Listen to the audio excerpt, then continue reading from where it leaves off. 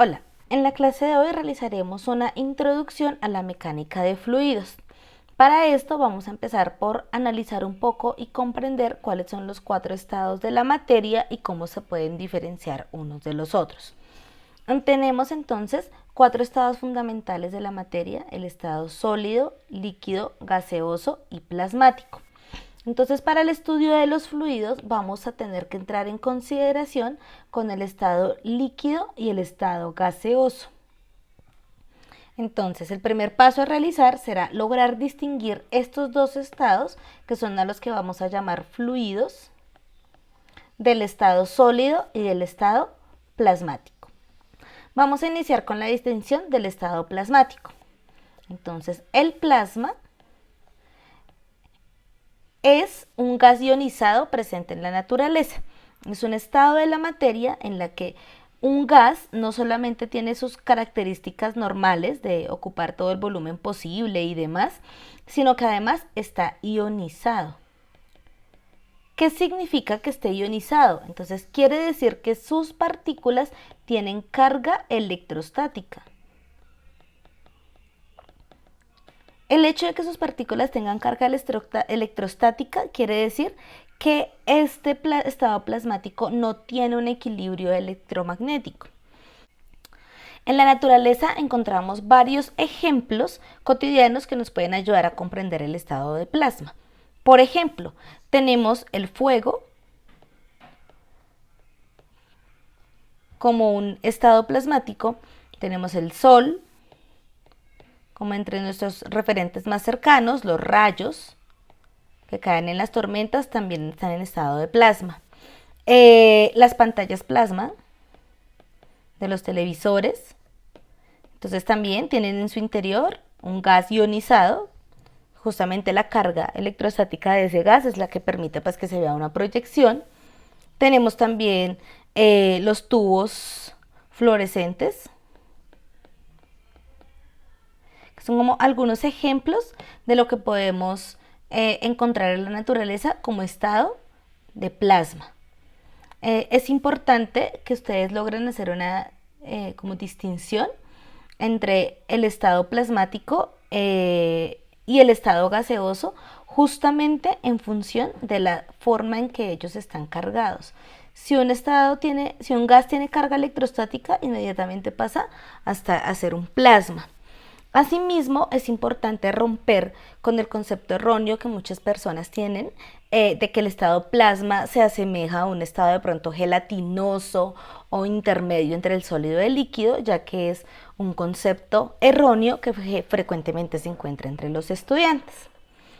Listo, entonces ya logramos hacer la distinción de un fluido con un plasma. Vamos a mirar entonces cómo puedo diferenciar un fluido de un sólido. Entonces, para esto vamos a recordar cuáles son los tipos de esfuerzos que yo puedo ejercerle a un material. Tenemos por un lado el esfuerzo de tensión, que es el que se realiza cuando yo realizo una tracción o una compresión, que pueden verla simbolizada en estas flechas. Cuando yo ejerzo fuerzas desde los extremos simétricos de un material, bien sea estirándolo o comprimiéndolo, estoy ejerciendo un esfuerzo de tensión. Tenemos el siguiente esfuerzo, que es el esfuerzo de flexión, que sucede cuando yo realizo dos fuerzas en la misma dirección en los extremos simétricos de un material y una fuerza que apunta a su centro gravitatorio o centro de masa. Entonces lo que yo voy a obtener cuando ejerzo este tipo de esfuerzo, pues es que el material se doble, se flexione.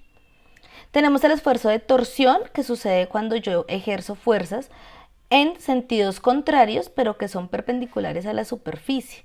Entonces, este es el ejemplo parecido a cuando uno trata de escurrir una tela que esté empapada con agua.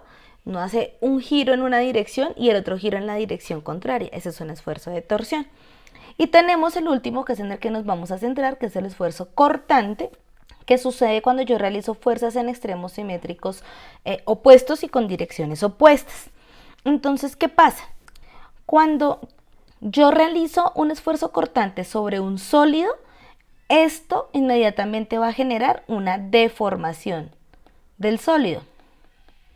Y esa deformación va a tener un límite según la capacidad elástica que tenga ese material. Él va a poner una resistencia, se va a deformar, pero va a llegar un momento en el que se va a romper.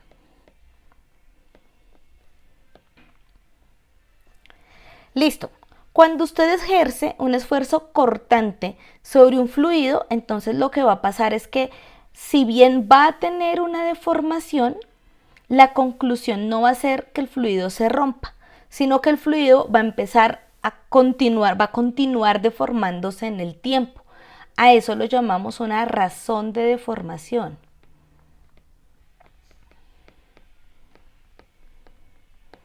Entonces, por ejemplo, si yo ubico aquí dos placas y en el centro pongo un material, cuando yo empiezo a ejercer una fuerza en una dirección de esta placa, suponiendo que esta segunda placa que está en la parte inferior está totalmente estática en una superficie, es decir, no se va a mover, entonces yo lo que voy a empezar a ver es que este cuerpo va a empezar a deformarse y va a empezar a tener este tipo de geometría. Y a medida que se vaya incrementando la fuerza, pues si este cuerpo es un sólido, simplemente va a terminar rompiéndose. Pero si este cuerpo es un líquido, lo que yo voy a ver es que entre más fuerza le aplique a la capa superior, pues simplemente el más y más y más se va a ir deformando. ¿Sí? Entonces no hay un límite en su deformación, no hay un punto en el que no se pueda deformar más y se rompa, sino que simplemente su deformación es función del tiempo. Y en función de la fuerza que se esté ejerciendo, durante el tiempo, pues él va a seguirse deformando. Y si usted aplica esa fuerza por mucho tiempo, pues lo único que va a obtener es que cada vez habrá una mayor deformación. Entonces ese es el criterio para no poder distinguir un cuerpo sólido de un fluido, considerando que los fluidos los puedo tener en estados líquidos o gaseosos, y ya la diferencia entre un estado líquido y un estado gaseoso pues va a estar dada fundamentalmente por la disposición de sus partículas. Aquí algunos conceptos que son importantes tener en cuenta es, por ejemplo, qué pasa con los volúmenes de los líquidos y gases. Entonces el líquido tiene la característica de que siempre va a estar ocupando un volumen dentro de un recipiente, va a haber un recipiente conteniéndolo. Si yo tengo aquí un vaso de precipitado, por ejemplo, con una marca de 100 mililitros y deposito un líquido, entonces el líquido va a tender a ocupar todo el espacio que hay aquí en el vaso hasta que marca los 100 mililitros. Si yo por el contrario tengo un gas, entonces lo que va a pasar es que cuando yo tenga un recipiente en el que quiera contener el gas, debo sellarlo para que el gas no tienda a salirse de él, porque el gas va a tender a ocupar la mayor cantidad de espacio posible. Entonces, si yo quiero tener certeza de que tengo un gas en un volumen específico, una cantidad específica de gas, lo que tendré que hacer es entrar a cerrar el recipiente para garantizar que el gas que quiero estudiar esté en su interior. Algunas características importantes para tener en cuenta que nos van a entrar a definir los fluidos son conceptos como, por ejemplo, la densidad. Entendiendo que la densidad es la razón entre la masa que ocupa un volumen. Es decir, qué tanta masa haya en una disposición de volumen específico de un cuerpo me va a hablar de la densidad de este cuerpo. La densidad siempre se va a medir en unidades en el sistema internacional de kilogramo sobre metro cúbico. Y la densidad es una cantidad que no tiende a variar mucho en los fluidos y que termina siendo única para cada elemento de la naturaleza. De hecho, es una cantidad que usted puede encontrar en las tablas periódicas. Vamos a tener también en cuenta el concepto de peso específico. El peso específico lo podemos simbolizar con esta letra griega, peso específico.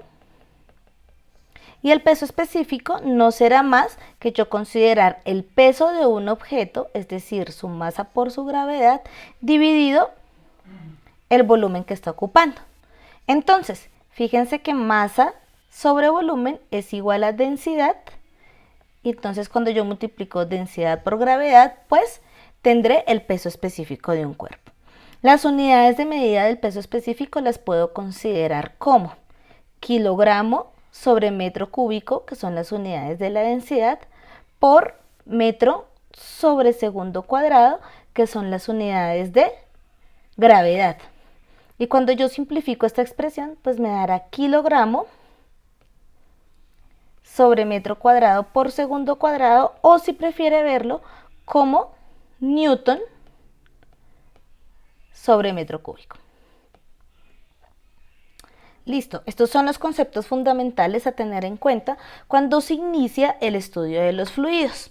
Lo siguiente a considerar y que pueden encontrar en el siguiente video es cómo se pueden clasificar los fluidos para empezar a hacer estudios formales sobre ellos. Cualquier inquietud adicional que tengan pueden dejarla en sus comentarios. Muchas gracias.